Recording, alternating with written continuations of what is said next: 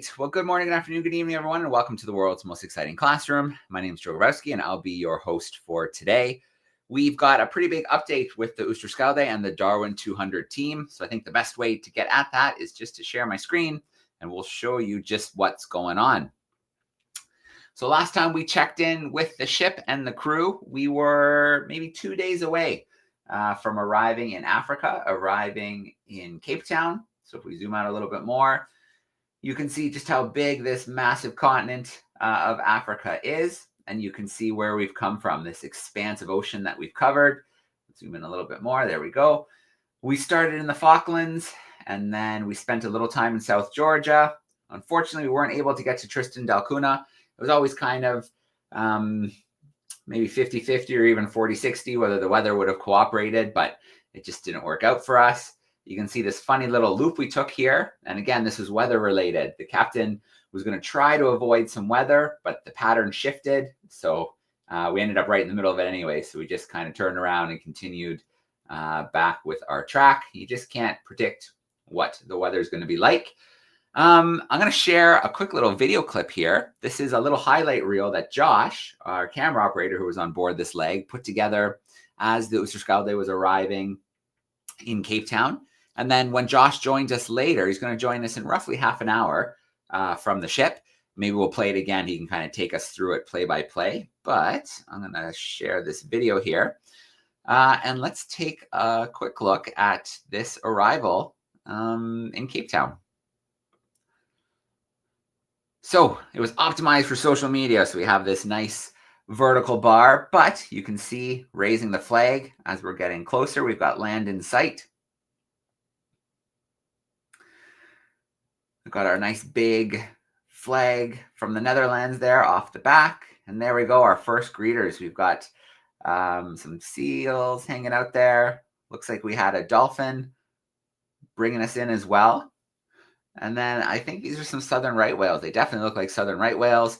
So we had quite the welcome from different marine mammals as we were coming into the harbor, which is pretty cool.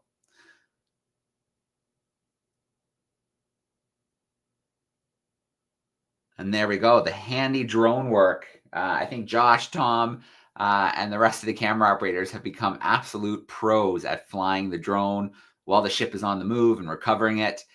So there we go, some cool shots of our arrival in Cape Town. Just to give you a quick rundown of what's coming up. Let's put the map back up there for a sec. We're going to be in Cape Town until roughly April 26th, right around that range. Over the next few weeks, we'll have 2 groups of young Darwin leaders from different places around the world come to the ship. They will go out into the field with various conservation organizations, collect footage in the field, talk to people, learn about the issues, and then create their video clips. And with any luck, they'll go back home to their countries with new knowledge, new skills, and hopefully be future conservationists, having a big impact over the next 20, 30, 40 years. We will leave and set sail, back out a bit, for St. Helena. Then we're going to head to Ascension before we have a big leg here to get to the Azores. And then we have our final leg taking us to Falmouth in the UK. So July 2025 will be the end of this 2-year epic expedition. You can see we have made quite a track here as we have made our way around the planet. Very, very cool. So I mentioned our young Darwin leaders, usually 18 to 25-year-olds, and they've shown some kind of promise or initiative in conservation.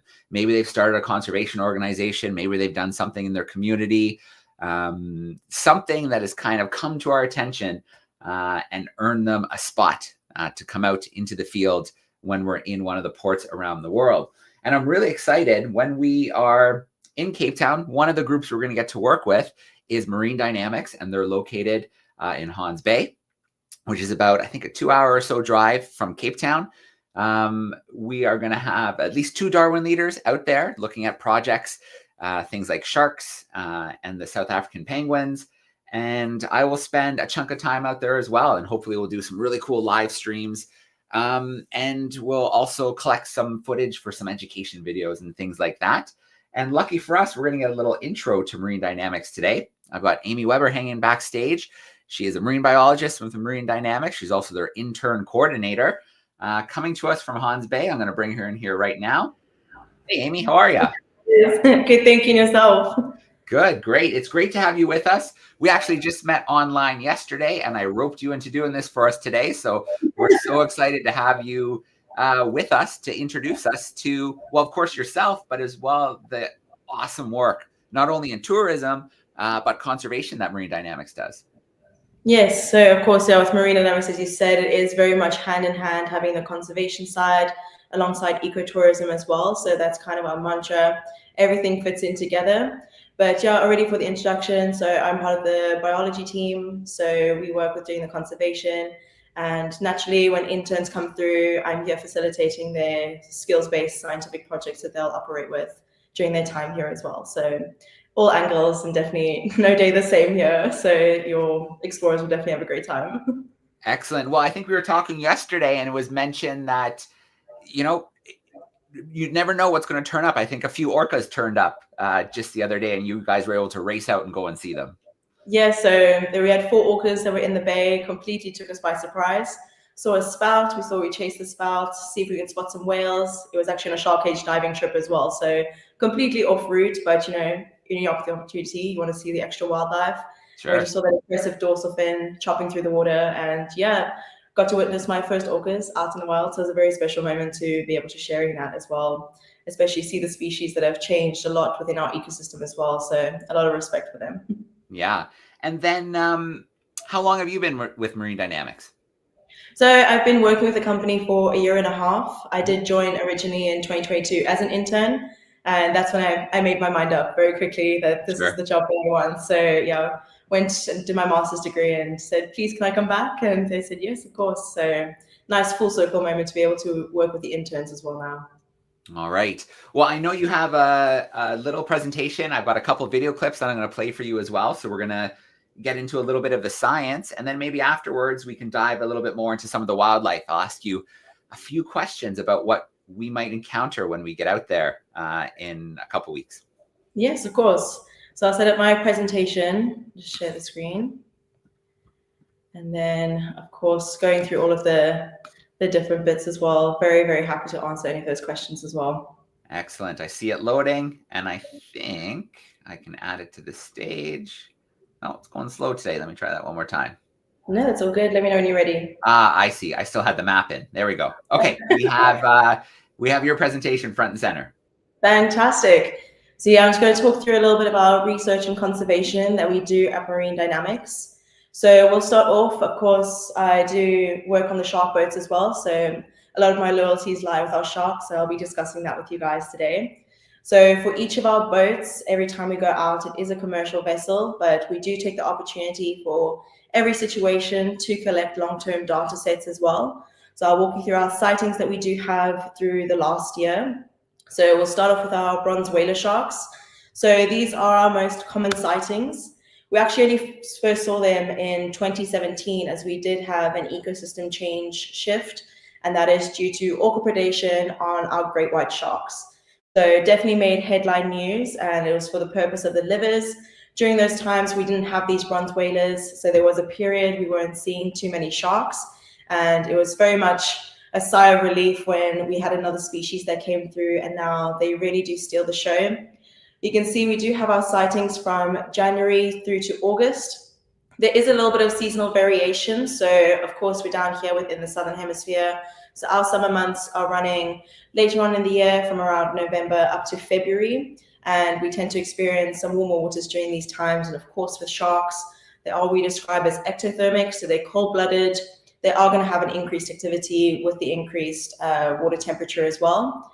And then we do have a slight dip as we go towards our cooler months.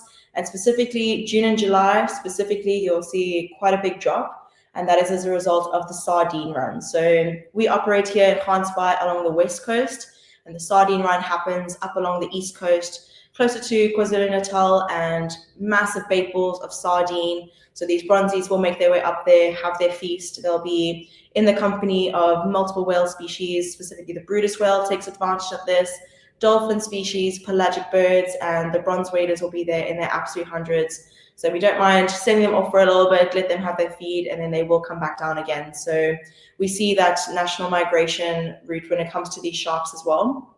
But then, of course, have to mention our icons. So our great white shark, you can see very, very different when it comes to the sighting numbers in comparison to those bronze whaler sharks. So we had over 2,000 sightings of our bronze whalers from January to August last year.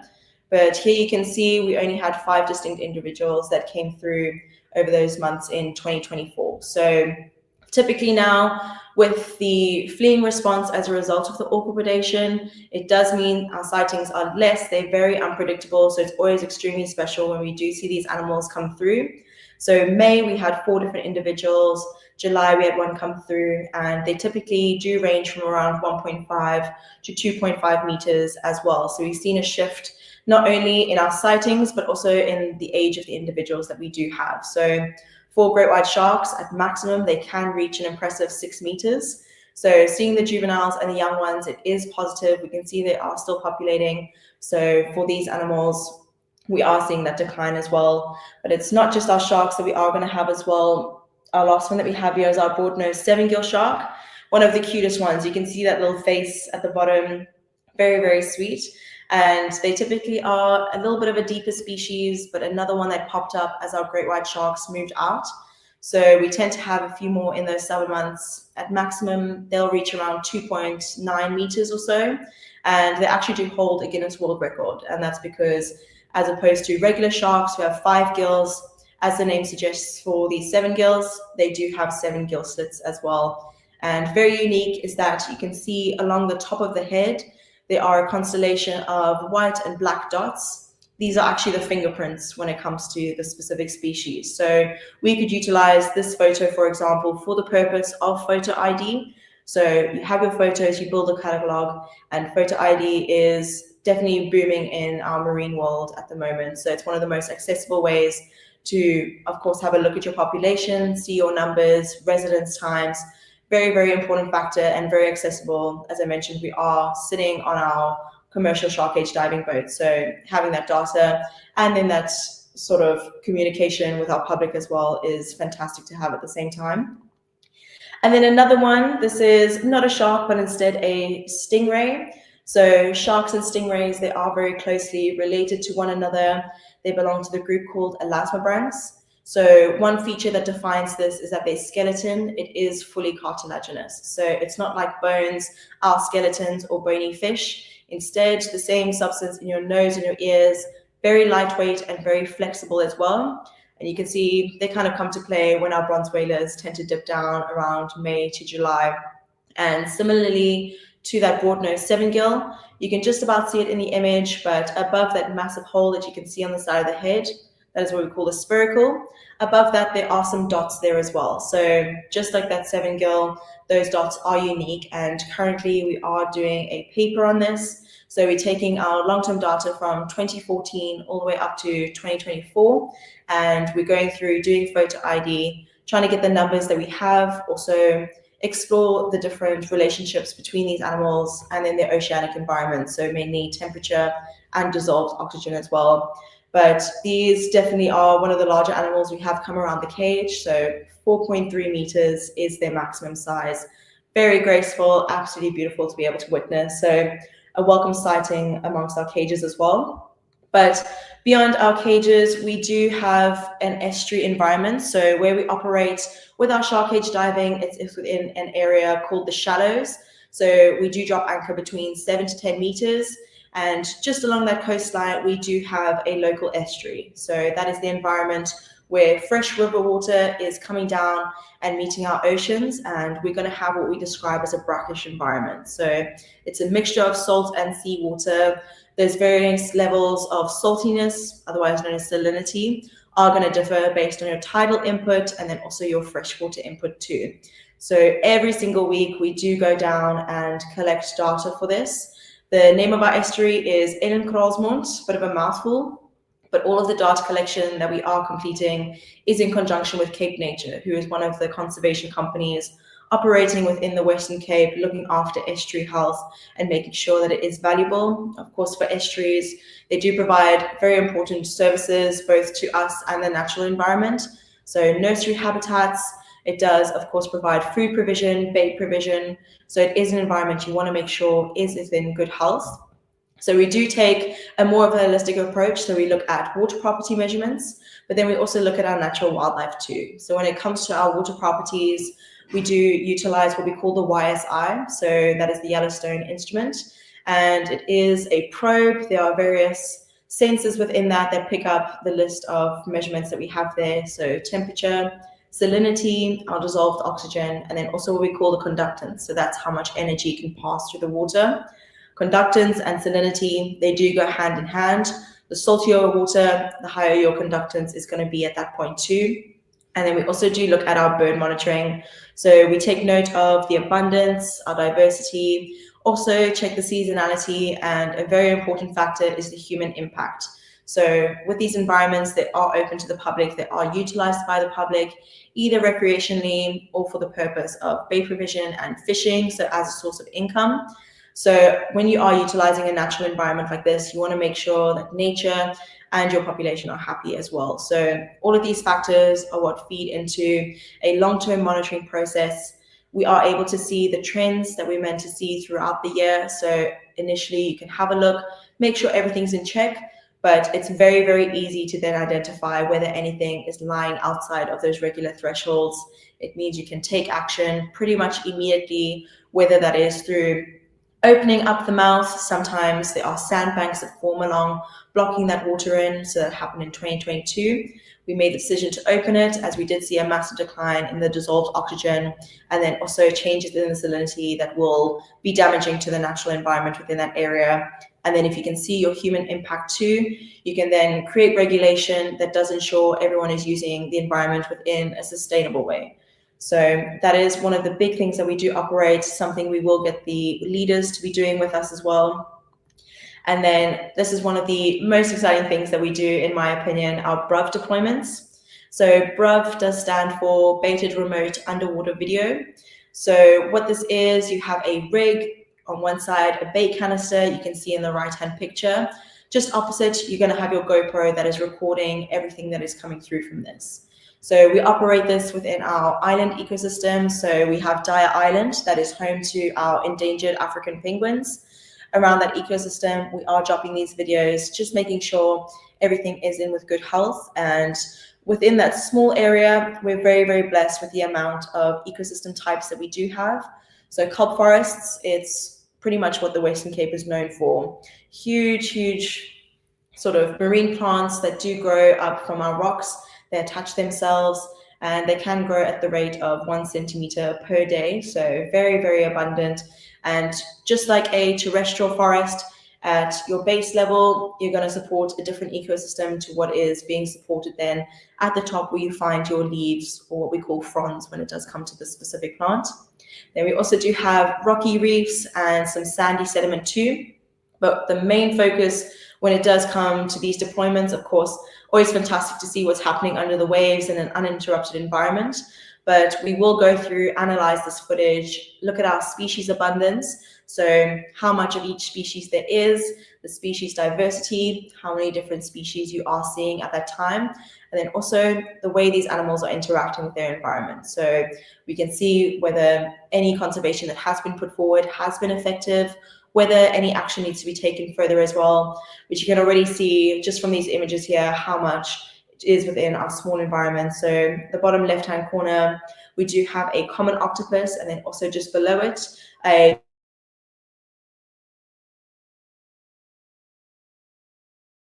right, there's one of our broad-nosed sevengills, so the ones that we do see along our cage too. So it's always fantastic to be able to see what they're getting up to, how they're using their environment. And by using these underwater videos, it does mean that we don't have to go down and disrupt the animals. So we're not going to have the effect of a diver being down there. Typically, these species would then move out the way. And it was also very cost effective. It can be done over a larger area, over a longer space of time. And of course, once you do have these videos, it does allow continued analysis. If you want to go back, identify anything from this point. And one of our most recent papers, December 2024, we did have a publication based on the freezing behavior of the cat sharks and the shy sharks, like the one that you can see in the bottom left hand. So that is in response to any predators within the area. That was one of the first publications done on this, and it was just off our humble little island. So fantastic to be able to see this, of course, as well.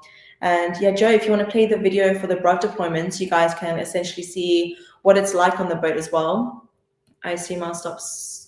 Through the Dyer Island Conservation Trust and Marine Dynamics Academy, baited remote underwater videos, otherwise known as BRUVs, are deployed within the wider Dyer Island ecosystem. The deployment rigs consist of a metal structure on which bait canisters are attached.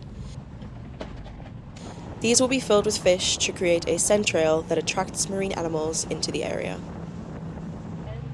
On the opposite side, a GoPro will be attached, allowing the species that are attracted to the canister to be recorded for further identification.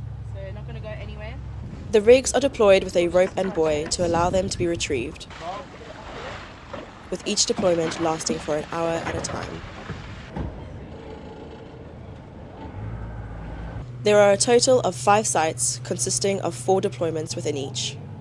The deployments are situated with enough distance between them to prevent an overlap of animals sighted within each video. At each deployment, the oceanic conditions will be monitored, as well as one hosting a temperature monitor, called a hobo, to provide details on the temperature range across depths and ecosystems. BRUVs are an effective and non-invasive way to monitor species diversity and abundance underwater, providing insight into the type of marine animals that can be found within the local area, as well as comparison between the different substrates, such as kelp forests, rocky reef systems, or sandy sediment.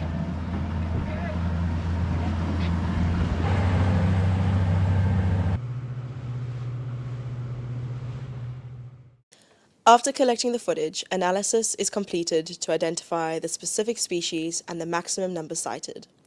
From bony fish, such as steenbras, to Cape fur seals and even sharks, the waters of Dyer Island host an abundance of marine animals. The surprise appearance of the broad-nosed seven-gill shark can be seen, a unique prehistoric species that lacks a dorsal fin. These sharks have unique spots that can be used to identify an individual, much like a fingerprint to humans. Understanding the marine life that utilizes our local ecosystem equips the trust and conservation companies such as Cape Nature with the knowledge to better protect and conserve the area within which we operate.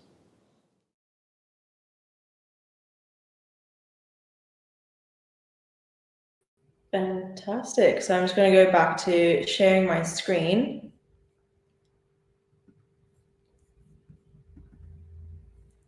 There we go. So you can see exactly what it was a day on the water with us.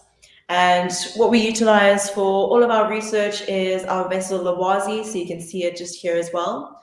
So another thing that we do operate with is our acoustic retrievers. So behind Dyer Island, we do have 3 specific receivers.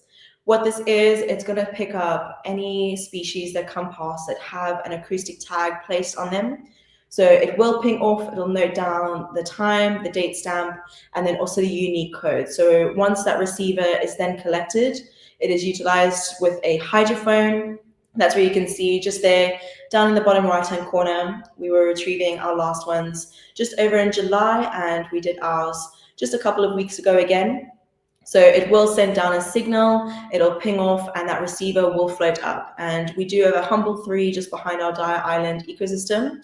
But within South Africa, we do have pretty vast distributions of this. So ours does contribute to over 250 receivers that do range from False Bay all the way up to the Mozambican border, contributing to over 2,200 kilometers across our South African coastline. So as the animals move their way through the ecosystem into those areas to the further receivers, it will ping off, and with this collaborative effort of the acoustic tracking array platform, or ATAP if you want to keep it a little bit shorter, we are able to have a understanding of how our animals are moving through the area, the residence times, and currently one of our main aims is to get some tags into our short-tailed stingrays.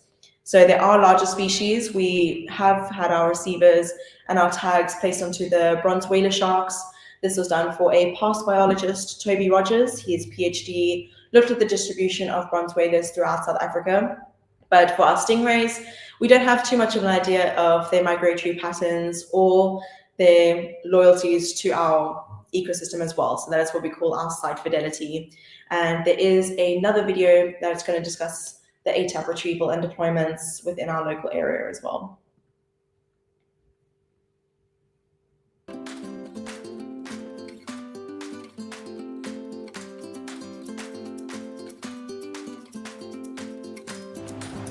In collaboration with the Acoustic Tracking Array Platform, ATAP, the team from the Dyer Island Conservation Trust and Marine Dynamics Academy went out with the goal of retrieving previous receivers and deploying the replacements. The receivers record valuable data on marine animals that have been tagged with acoustic transmitters present within the area. The continuous recording of this information offers insight into the residence time of the animals within the wider Dyer Island ecosystem and where they travel to afterwards. Utilizing a hydrophone, the previous receivers were successfully located and recovered before the new ones were deployed within the same area. The previous deployments were logged using GPS, making locating them easier. Utilizing a hydrophone, the previous receivers were successfully recovered before the new ones were deployed within the same area.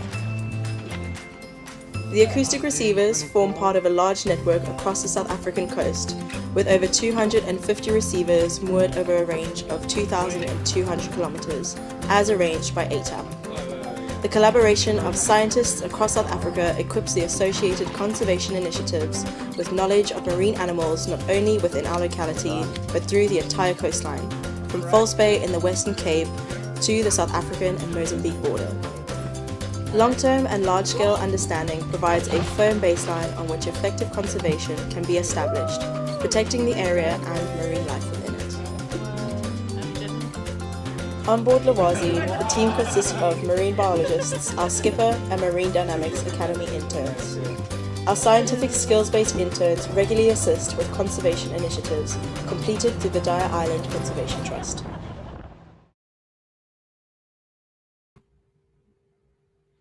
There we go. So that was just a brief introduction to what we get up to. Of course, there's a whole host of other species we're working with. So marine dynamics, we have a look at sharks and whales as well. We're very lucky to have our marine big five in the area too. So I'll go into that a little bit more with Joe as well. And then we do operate with our African penguin and seabird sanctuary, just helping stabilize those African penguin populations over on Dyer Island, the other two that we have in South Africa, and then also one colony up in Namibia as well. So very much a collaborative effort. And of course, when it does come to conservation work, it does require efforts from not only just the scientists, but you can see how we have our interns on board, our trust is involved as well, the nonprofit section of our company, and that is the way we operate when it comes to all of our research as well. So Joe, if you have any questions, that would be fantastic. Yeah, absolutely. Well, that's very cool research. I can't wait to get out there and on some of that research. You mentioned the Marine Big Five. So I think students are probably pretty familiar with the Big Five on land. So we've got our leopard, our lion, our rhino, our elephant, and our buffalo, our water buffalo. So what's the Marine Big Five? Yeah, so here in Gansbaai, it's actually the only place in the world that you can find all of these 5 species. So the first that we do have is, of course, our sharks. So it was a great white shark, and then of course our bronze whaler sharks as well. We do have our whales coming through too. So we do have seasonality when it comes to this, specifically our humpback whales and also our southern right whales. So we typically have our southern right whale being the main focus. They'll come through for the purpose of breeding and calving, specifically from the point of pretty much early May up to the end of November as well. Then moving on, we do have 3 dolphin species that can be found within the area. One of the most notable ones we do have is the endangered Indian Ocean humpback dolphin. And that is something we do have a catalog built on. They can be recognized just from their dorsal fins. So we have just over 40 individuals that we're pretty familiar with, and our Marine Dynamics team are pretty familiar as well. We're able to look at the dorsal and actually see some individuals, which is always fantastic. And then, of course, we do have our Cape Fur seal. So they were your first encounter as the vessel came into Cape Town, the one sitting on the buoy. Yeah. So just behind Dyer Island, we do have Giza Rock, which is home to around 40 to 60,000 Cape Fur seals throughout the year. So a very impressive colony. And then their neighbors are African penguins. So that is the 5 that we do have the possibility to encounter within our bay. And that was within a pretty small radius too. So yeah, never know what you're going to experience in the ocean when it comes to our Gansbaai area.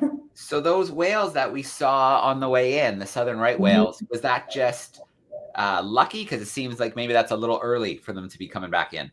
Definitely. You seem like you have a few keen ones that are coming up to our warmer waters. So as mentioned, they'll come up for the purpose of breeding and calving. They want to make sure they're in a warmer environment. So down in the more southern waters, it's probably getting a little bit chilly now. So we've got a few making their way up now. So that will be a sighting that will be a little bit more common over the next few months. All right. I can't let you go without a minute talking about our South African penguins, which we're hoping to get out in the field and see. So I know that there is I think it's the island, that there's a colony there, but I think you also have a rehabilitation center. Yes. So when it comes to African penguins, they are critically endangered, which is one step away from extinction. So it is a grave reality, but with our company and the Dyer Island Conservation Trust, we have got our African penguin and seabird sanctuary. So this is a facilitation where 5-star veterinary service is going to be happening for them. We do have rangers that operate over on Dyer Island. They do daily walks. They will essentially be highlighting and picking up any individuals that do require medical assistance, even some chicks that we just want to make sure they're given a good start to their life. They'll be taken over to the sanctuary, of course, put into good health before returning back to the natural environment.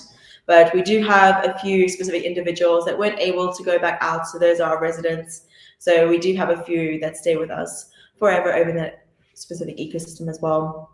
And yeah, it's a fantastic way just to make sure we do everything we can. It is expected within our lifetime that the African penguins will go extinct. 2035 is the current predicted date that our wild populations will cease to exist. So we're pretty much doing everything we can to help hold this. And another way we operate is with our nest project. So we provide them with artificial housing. Of course, a lot of the pressures that did happen are as a result of guano collection, the consumption of their eggs. It was pretty common in Parliament to have their eggs on the meal, lunchtimes, and then also overfishing doesn't just affect the penguins. So we're pretty familiar with the effects of this, but removing their food sources, you're going to put pressure on those populations. They'll have to go out further. We will see a decline as a result of this. So we're just trying to do everything we can to make sure we don't have the reality where our next generation won't be able to see those penguins, which are the only ones you can find on the African continent. So definitely a species worth protecting. Yeah, absolutely. Well, Amy, this is just a teaser, just the beginning, because I think over the next few weeks, we're going to get into lots of fun activities. We're going to really dive deep into the work you're doing, hopefully meet a lot of cool people, see the big 5 and whatever else we can find out there on the water. And the work that you're doing at Marine Dynamics is so important. So, ecotourism brings money into the region, and then that's really important for the conservation work. And, we should just love nature for its value, but when we, people see it and they fall in love with it, that's a huge help too. So the science, bringing people into that world, it's all amazing work, and we're really excited to get kind of deeper into it. No, I'm very, very excited to share my world with you guys. So you'll definitely see a lot more of what we spoke about today in a little bit more depth. So very, very exciting. All right, Amy, thank you so much. We're going to let you go for today. Enjoy the rest of your week, and you'll probably see some Darwin leaders next week. Yes, thank you so much. Very much looking forward to having you guys. All right, thank you so much, Amy. Thank you. Bye, guys. All right, very cool. So Gansbaai, that is where we are going to be heading when I get to South Africa. We'll do some stuff live in the field there. Our Darwin leaders will have 2 out there, one kind of on the shark side of things, one on the penguin side of things, and I'm sure checking out some of the other cool science as well. So hopefully we'll have them join us at some stage. Now, though, we are going to go live to the ship. It is in the harbor. They've been there for several days now. Of course, there's maintenance going on and such to get ready for next week when our Darwin leaders arrive. And then at the end of April, it will be setting sail again. So let's see if we can grab Josh in here. Let's see how Josh is doing today. Hey, Josh. Josh, can you grab the mute? We still got you on mute. No worries. Oh, that did not. Oh, now you're okay. No, Josh, we don't have your sound. Oh, wait. Yeah, we got it now. Just froze for a minute. Yeah, great. No, we got you now. Josh, good to see you. Yep, good to see you too. How's things? Yeah, good. Good. We just had Amy from Marine Dynamics. She's one of their marine biologists. I don't know. Do you know what your project is next week yet? Next week I'm doing the Cape Vultures. Okay. Out in the mountains, about 3 hours away from Cape Town, and I'm not sure what I'm doing on the second week yet. I've not been told. All right. But it sounds like whoever ends up with the penguins and the sharks is going to have a great time. Yeah, it's a beautiful spot, but getting out there with the vultures, that sounds pretty cool. So I'm looking forward to seeing a little bit of footage. Yeah. Yeah. I'm looking forward to it. Okay, so you made it. We left you maybe 2 days before arrival. Anything of note before dropping anchor in the harbor? We had an amazing day of arriving. We woke up and the weather was a bit rubbish. It was really cloudy. You couldn't really see much land, so we weren't expecting much of the arrival. And then we had the wildlife started showing up. So we had 2 southern right whales that were playing with each other right next to the ship. Wow. And we had enough time to watch them for a bit, run downstairs, get the drone up in the air and film them. So they were really hanging around for a while. And then we had some dolphins join the boat, and then there's the fur seals that we see all over the place.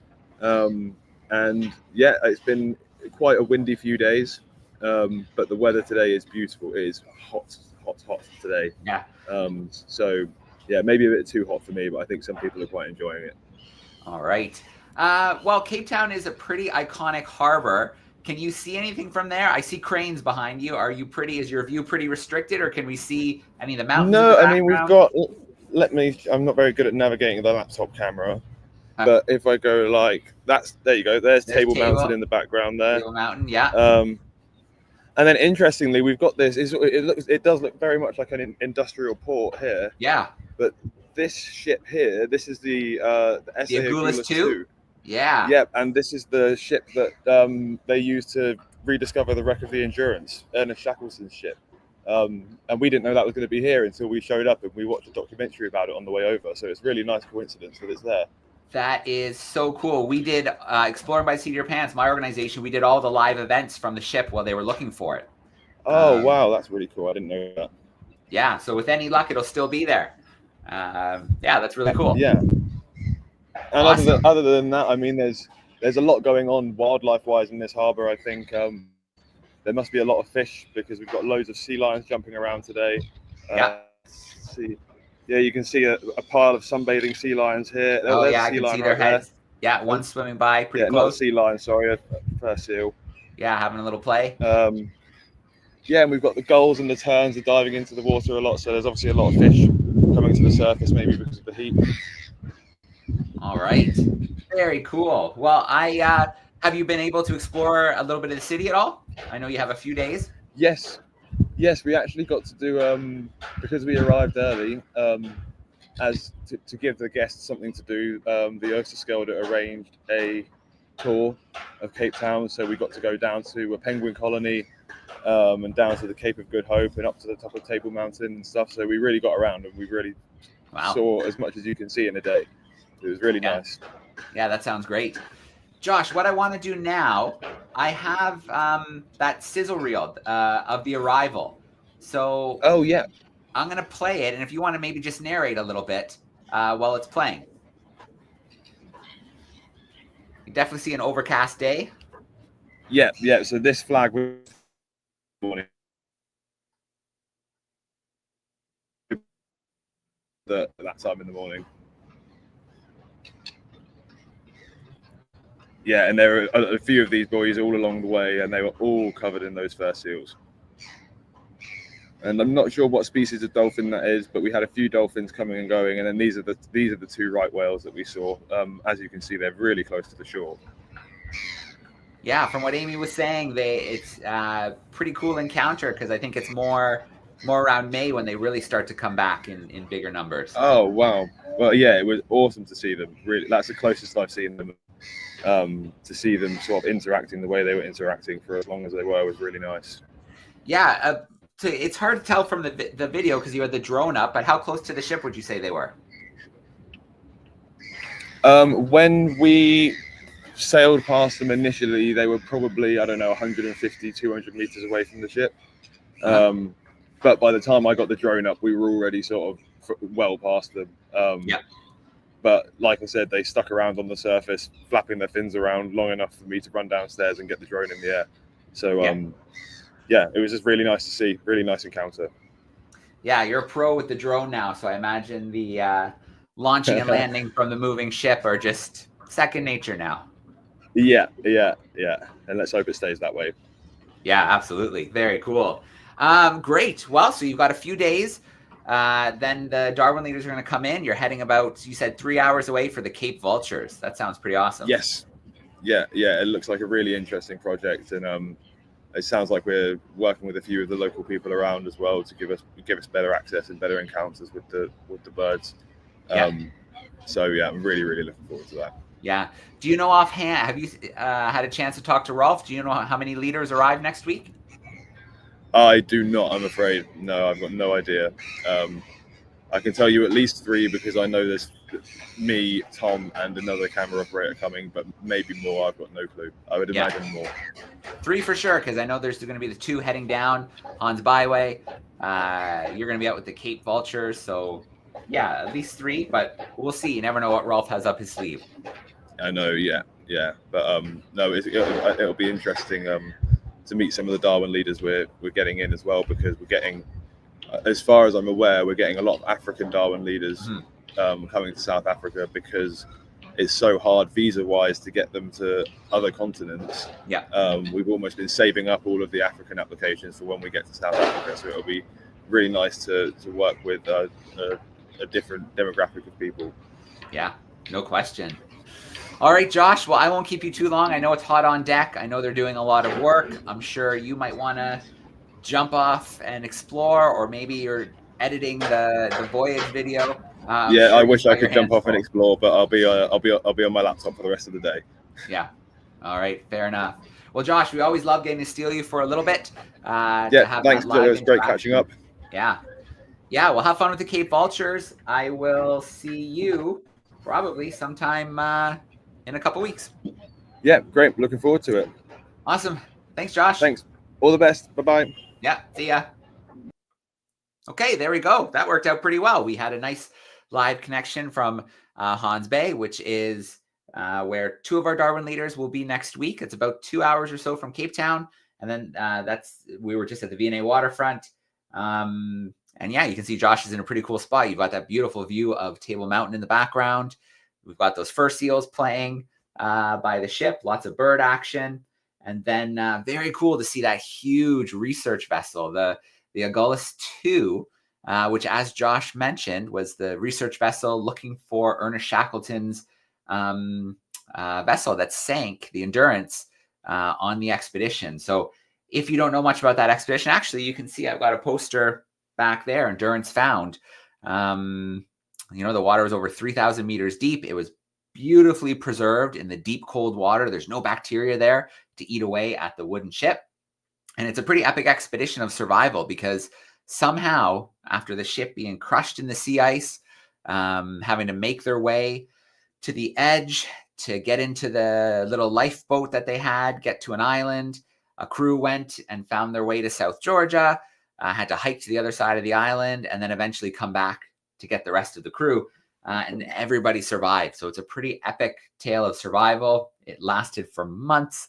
And then the ship, that was a huge mission. There was a few years ago, there was an expedition to try and find it, and they came up empty. And we were able to broadcast a lot of the live events from the ship as they were looking for the Endurance and then found it. So that was pretty cool. All right, we got a couple things to do before we wrap up for today. First thing we have to do is catch up on some of our experiments. So 2 weeks ago, we had a terrarium experiment, and I have the results of that experiment here that we can check out together.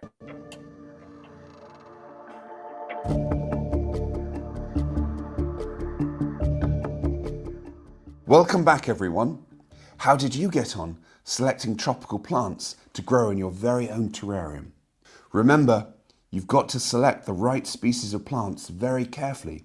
You can't put in plants that will grow too big. Ferns such as these work really well because they don't grow too big. And this beautiful Natera is a really good choice too, because it grows compact and against the ground and produces all of these beautiful, colourful little berries. The first step in setting up your terrarium is adding some compost. It's a good idea to put in about 8 or 9 centimetres of compost into the bottom of your terrarium.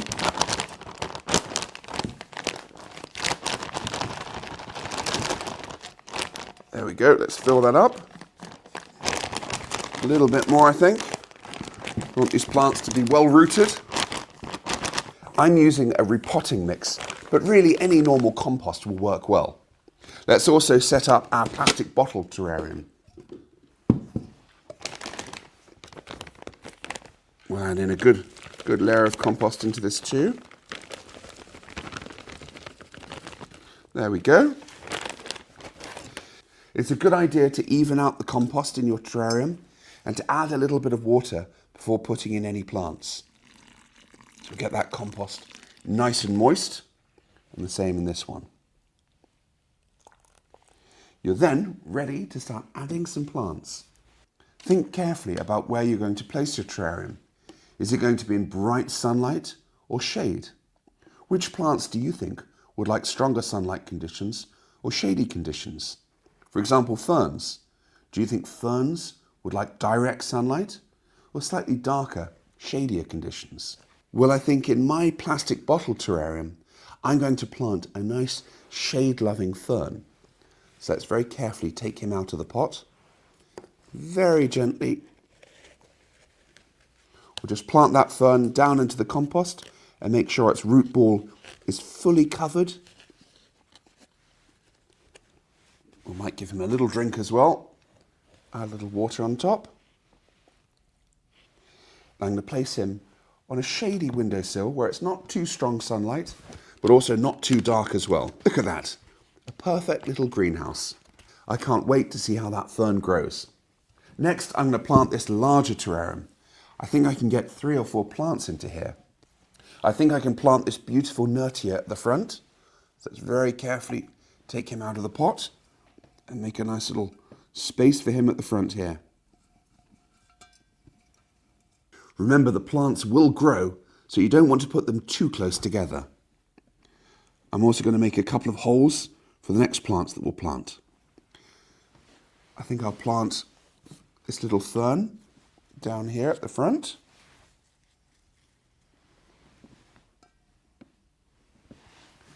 Look at this beautiful plant with these pink stripes to its leaves. Let's put him down here, I think.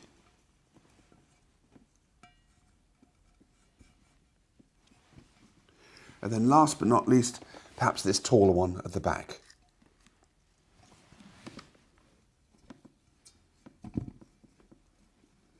This is going to be a really colourful little terrarium.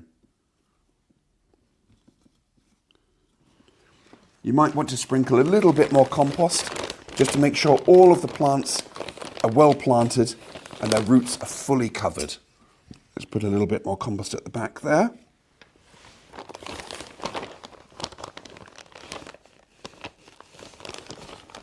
And a little bit in between.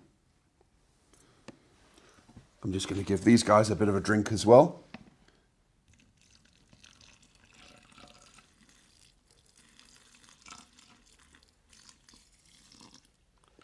There we go, I think that's looking quite nice. What do you think?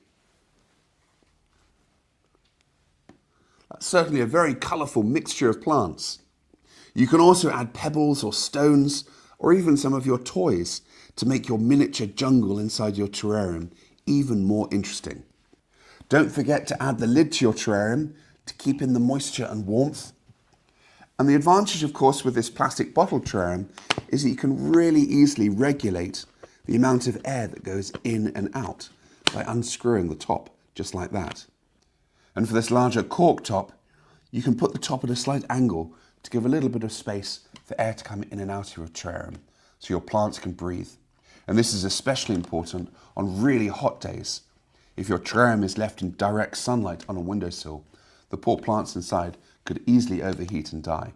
So make sure you pay attention and let in some air on hotter days. Pay close attention to your plants inside your terrarium and make sure to water them when they're in need of a drink. What plants will you choose to grow? I'd love to see any photos of terrariums that you make at home or at school. Send in any photos to classroom@darwin200.com. All right, so there we go. That was our terrarium experiment from 2 weeks ago. And as per Stu's request, I do have a picture here to share that a classroom from the UK sent us. Let me see if I can get it open here. Of their terrariums that they made in their classroom. So let's present to the screen. And here we go. So this group in the UK, they did the bottle style. And you can see that they've got it nice and sealed. There's a little bit of moisture there in the bottles. So a shout out to our Seven Oaks crew in the UK for participating and sending us in that picture. And we'll send a gift card your classroom's way. That's really awesome.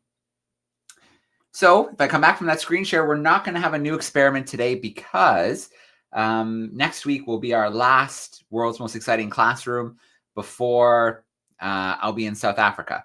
So we won't have the regular World's Most Exciting Classroom events for a couple weeks while I'm there. Instead, we'll have some events at different times on different days doing some live stuff. We're going to try a live shark dive. We're going to try a live at the penguin colony. We'll see what else we come up with, but we'll announce those dates for those live events over the next week or so once we have them fully confirmed.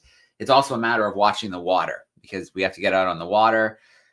It depends what the swell's doing, what the weather's doing. So we'll have a better idea of what the forecast is later this week for the time that we're there.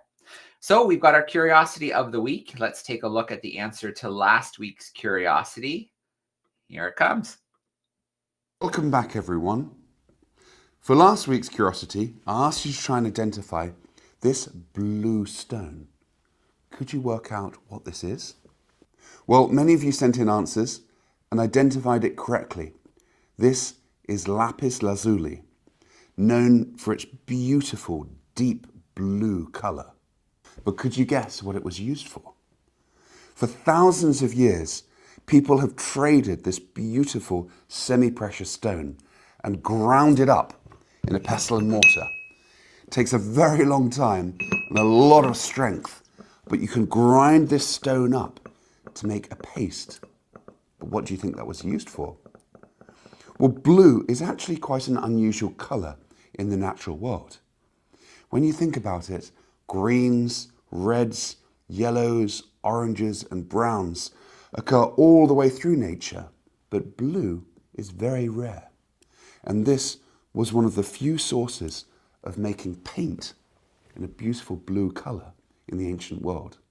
So for thousands of years, this beautiful semi-precious stone was used to make paint. And in fact, paint is still made from it right the way to the present day. So if you identified this as lapis lazuli and guessed its use for making paint, then you got this absolutely correct. Okay, and so we did have several correct answers come in. So we did a draw, and Miss Lightburn's crew in Nova Scotia won the draw for having that right answer. In fact, do I still have their answer open? I do. They said it's lapis lazuli. It is used in ancient times, crushed to make the color aquamarine, used by Egyptians as eyeshadow, pigment for paint on frescoes, and ancient Mesopotamians used it to create figurines. So good job to our grade 4-5s out in Bridgetown, Nova Scotia. Okay, last thing to do for today is our brand new curiosity of the week. You have 1 week to have a think about what this might be, and then to send in your best guesses to classroom@darwin200.com. Here we go. Back, everyone. For this week's curiosity, I have this object here. What do you think this might be? Can you work out which way round it goes? Is this the top or the bottom? I'll give you a clue. It has something to do with eating. If you can work out what this is, can you decide what type of animal it's from? Send in your best guesses to classroom@darwin200.com for a chance to win an Amazon gift voucher prize. Good luck and thank you for taking part. All right. Stu's always pretty generous from time to time with his clue. So there is your curiosity of the week. Send in your best guesses to classroom@darwin200.com, classroom@darwin200.com. You still also have one more week to try the dissolving egg experiment. If you missed it, you can go back to the playlist on the Darwin 200 YouTube page. You can find the experiment playlist. You still have a week to give that a try and send in your answers, classroom@darwin200.com. One more week for the curiosity. And like I mentioned, there will be no experiment this week because we usually give you 2 weeks, and we probably won't have, after next week's World's Most Exciting Classroom, it'll probably be about 3 weeks before we get back on schedule when I get back from Cape Town. So the last thing we have to do for today is a shout out to our sponsors, supporters, and partners, without whom we wouldn't be doing the World's Most Exciting Classroom, sailing around the world, training young conservationists, or doing the exciting research we're doing on board on each leg. So a huge shout out to them. A shout out to our classrooms. Thank you for joining live. Thank you for tuning in to the events afterwards. And I can't wait after next week's event. So next week, normal time, 9 o'clock Eastern, 2 p.m. in the UK. After that, though, the schedule will be a little crazy as we do some events for live from Cape Town. So we hope to see you tuning into those ones. We're going to sign off for today. Thanks so much, everyone, and have a great rest of the week.